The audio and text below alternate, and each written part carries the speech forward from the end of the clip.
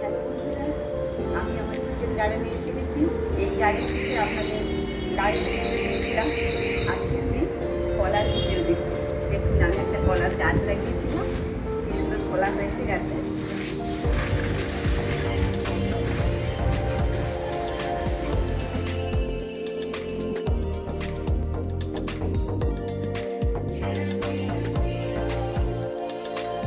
আমি আমার সকল ইউটিউবের বন্ধুদের বলছি, একটু সময় পেলেই গাছ লাগান।